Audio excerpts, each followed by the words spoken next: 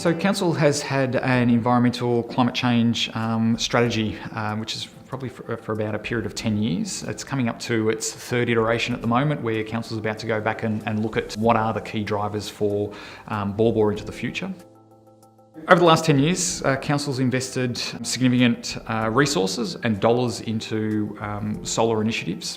As a result, it's creating significant reduction in our power usage. 500 kilowatt hours annually is now being produced from those 97 sites, and is actually having a significant reduction in our costs from an operational point of view.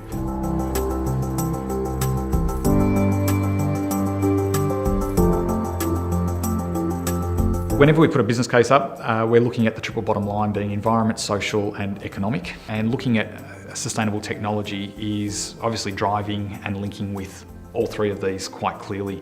Our environmental benefits are really about reducing our environmental footprint. The second is around our economics and making early investments for long-term savings.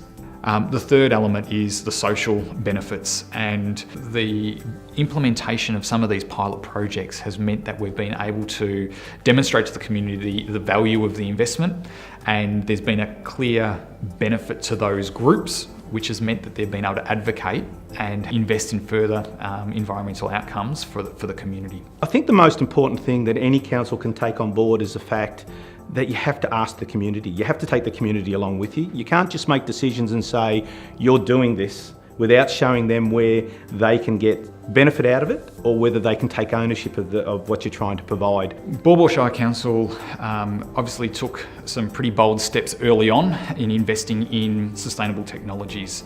The implementation of some of these pilot projects has meant that we've been able to demonstrate to the community the value of the investment. We're reducing the costs to the community and still delivering a high quality service to the community.